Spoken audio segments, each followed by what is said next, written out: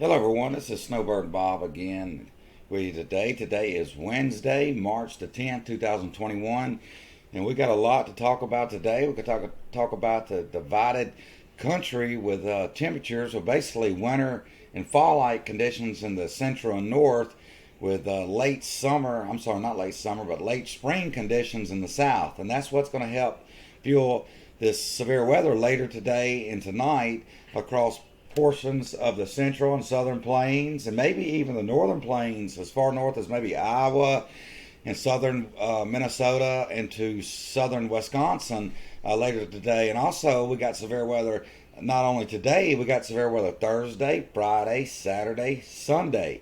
And in the meantime, as we get closer into the weekend, we could be looking at a potential record breaking snowfall out here into the Rockies for parts of Colorado and Wyoming and Nebraska.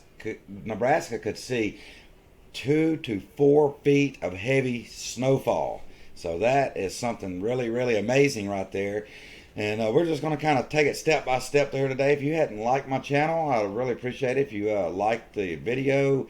If you enjoy it, if you subscribe to my channel, where I will be uploading, 4 or 5 videos a week to keep y'all, weather aware of all the, severe weather or winter weather or anything out there weather-wise. I'll try to keep y'all updated on it. And we'll talk about the temperatures right now. As you can see in the northern part of the United States, we got temperatures in the 20s, 30s, and 40s. But then as you get down toward Arkansas, Oklahoma, and to Kansas, Louisiana, and Texas, there's temperatures as high as in the lower 80s and upper 70s along the Red River Valley here, or between Texas and Oklahoma, and 70s and 60s reach all the way up into Pennsylvania and Ohio, North Carolina, South Carolina, and even some 80s and 90s all the way down to southern Texas. But this warm, moist air is going to be coming up along with this low pressure system, so just a weak low pressure system moving through, but that's going to cause some severe weather later today. And we kind of walk it there here on the temperatures. You can see that over the next few days, it's going to stay pretty warm from basically southern, across the southern United States, and especially that southeast ridge. You can see that southeast ridge really popping up. But as we head into this weekend, as that big low pressure system starts to move off to the northeast, as you can see that big cold front right there across Louisiana, Arkansas, and Missouri, that is going to be beating down that southeast ridge a little bit as we head into next week and bringing some much cooler air. But it just, the warm air looks to come right back. That's why I said in my video the other day, it might have been yesterday, that the MJO staying in the phases 8 and 1 longer, not getting over there in 2 and 3, is we're probably not going to get as cold as we once could if that would have just shot on through 2 and got into 3 like that. I mean, we still can get colder, later in the month, and I think we will, but I don't know. It may be looking like that we may maybe go into a more spring-like pattern as we head into the end, especially after the end of the month and toward April out there. So there's still, it's the weather. Anything can change out there, and I will keep you informed about that. But I think we get colder, and we possibly could see some more winter weather chances across the Ohio Valley up into the northeast. But the chances right now, to be honest with you, are not looking that great. What I want to do now is take a look at the surface. You can see that we got a pretty good snow system going on across parts of northern Nebraska into South Dakota, and then into central and northern Minnesota as we head out through the day today. And also, we're going to be looking at severe weather. But we'll get switch on the severe weather in just a minute here. And look at here, this is going to be some flooding rainfalls across this area right here, because this is a multi-day, not only severe weather threat across portions of Oklahoma, Kansas, and Missouri, in northern Arkansas. This is a multi-day heavy rainfall threat. We could be looking at some places 4 to 6 inches of rainfall across portions of northern Oklahoma into Missouri and Kansas here. So it could be some flash flooding going on there as well. And then, let me back it up here. Then we get out into Saturday and Sunday, and you're talking about some heavy snow. Looks like the heaviest axis of show is actually shifted a little bit further north, maybe right around the Denver area up into southern Wyoming and into western Nebraska. Now that area right there could still see 1 to 3 feet of snow. Even Denver I did find out Denver's record snowfall is 33 inches. I think it's going to be real close to that. Long as this low pressure system don't track a little bit further north than what all the models is saying right now, I think we could see some records broken in Colorado and maybe even Wyoming and Nebraska too. It's going to be a pretty heavy wet snow, especially when you get down to about 4,000 or 5,000 feet. It'll be a little bit lighter snow when you gets up in the foothills and then up to about 7, 8, 9, 10,000 feet. Temperatures will be in the 20s and maybe even lower to mid 20s while it's snowing.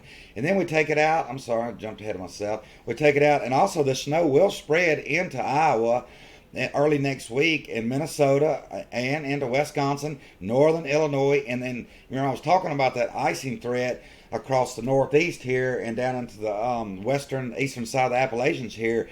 So Virginia, and then southern Pennsylvania, you could be looking at some icing conditions and maybe some winter mix as we head into early next week, and that could go all the way to the East Coast and even Philadelphia and places.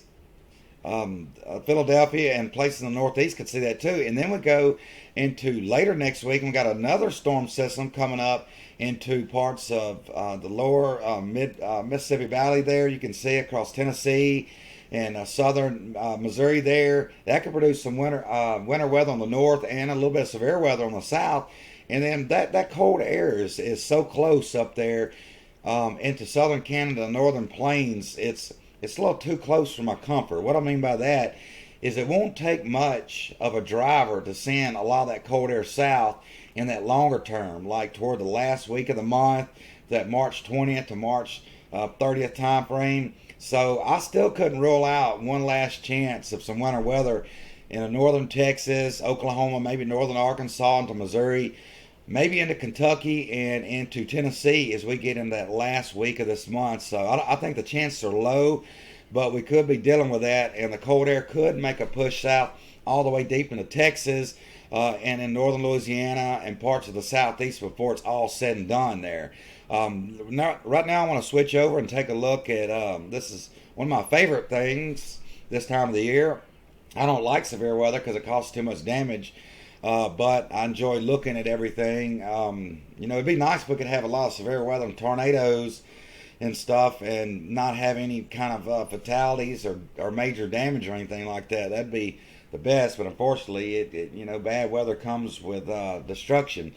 But taking a look at the SPC today, they actually upgraded parts of Iowa and southern Minnesota and parts of western Wisconsin to a slight risk. Large hail, high damaging winds, and then you can see here even the dark green shade area, marginal risk all the way down. This stretches all the way from near Green Bay, Wisconsin, south of Duluth, Minnesota, all the way down into Iowa, central and northern Missouri, much of eastern Kansas, all the way down to Oklahoma City. And then you got a thunderstorm risk all the way down to almost the Red River here, and then northwestern Arkansas up to Columbia, Missouri, St. Louis, Chicago, Illinois, all the way up to Marquette, Michigan up there. So today could be a pretty active day out there today, and we take a look at the categorical risk for day 2. Tomorrow, that's Thursday.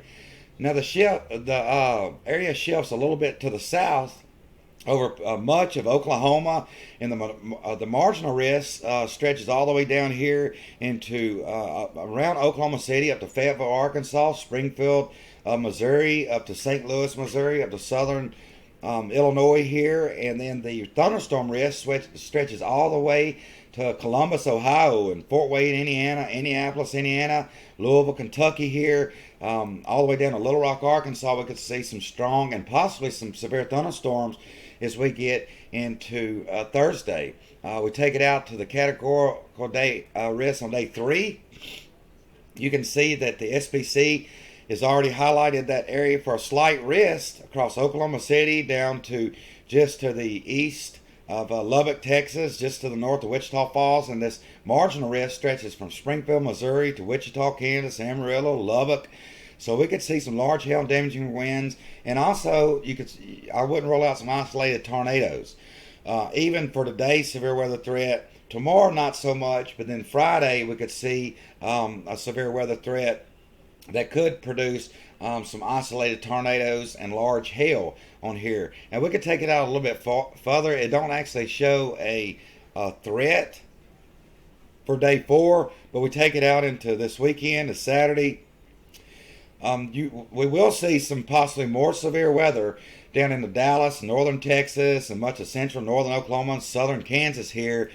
But it's just not, in their range to put out actually a categorical threat yet. And take it out to day 5. This will move into Arkansas, northern Louisiana, down into southern Missouri here, like Fort Smith, Little Rock, Monroe, Louisiana, Shreveport, Dallas, up to Tulsa, Oklahoma. We could see some more severe weather. Now, this is where I think that the thunderstorms is going to form into a more of a straight line with that cold front, and it's going to be more of a high wind threat. Like when the storms come through, could be a few isolated supercells out in front of it that could produce some isolated tornadoes, large hail. But as this front starts to line up and just a big line of thunderstorms come through, I think it's going to be more of a high wind threat, maybe 60, 70, 80 miles per hour. And it looks like the main area where that could happen is up in the southern Missouri, all of Arkansas, all the way down into central Louisiana and southeastern Texas here, maybe just north of the Houston area. So that could be a pretty rough day as we head into Sunday and Monday. But I think as it heads east, we will be looking at some isolated severe weather for Mississippi, Alabama, maybe northern Georgia into Tennessee and Kentucky. But I think the severe weather threat will diminish as it loses its dynamics as it heads further to the east out there. So I want to take one last look at here, and I want to actually take a look at that snowfall that I was talking about. You can see this is amazing. It's got anywhere from 30 to 65 inches of snowfall for the foothills up into Oklahoma. Sorry about that. I got to fix where my email things don't pop up on my screen while I'm making a video out there. Sorry about that once again. Like I said, I would edit it, but don't know how to do that yet. Trying to get back, I losing my train of thought here. The snowfall, yeah, we're looking at snowfall now into parts of South Dakota, into Nebraska and Minnesota, but that big snowstorm is going to happen Saturday into Sunday across Colorado into southern Wyoming, into western Nebraska and extreme southern South Dakota, and then that will spread out towards Minnesota and Iowa and southern Wisconsin and northern Illinois, and maybe getting into Michigan as we get in early next week. Could see a little swath of snow. It could be pretty significant snowfall too, but the big record-breaking, I think, snowfall is going to happen out here around the Denver area and the foothills up into southern Wyoming and into Nebraska, where you could see, 2, 3, 4 feet of snow. Some models show 20 inches of snow in a 6-hour time frame. That is just amazing snowfall. That's almost like lake effect snow. That's one thing I've always wanted to see. I've never seen that before, is lake effect snow or that upslope snow. Man, they say that's some of the hardest snow you'll ever see. It's just like whiteout conditions out there. And especially in the lake effect snow, they said you could be driving, in like a 5-mile area and then, have just heavy snowfall, 2 feet of snow, and then drive 10 minutes north or south along the Great Lakes out there, and then it'd be sunny skies and no snow on the ground. That's something I want to see. I may try to do that next winter out there. But anyway, I really appreciate y'all tuning into the video today. I hope y'all enjoyed it. And like I said, just remember, if you would like to hit that subscribe button and hit that like, and it'll help my videos get out there, because I believe once I'm almost getting close to 1,000 subscribers. And a friend of mine said if I can reach 1,000 subscribers, that YouTube put out my videos more out there for more people can see it out there. But anyway, I hope y'all have a great day, everybody, and I'll talk to y'all again soon.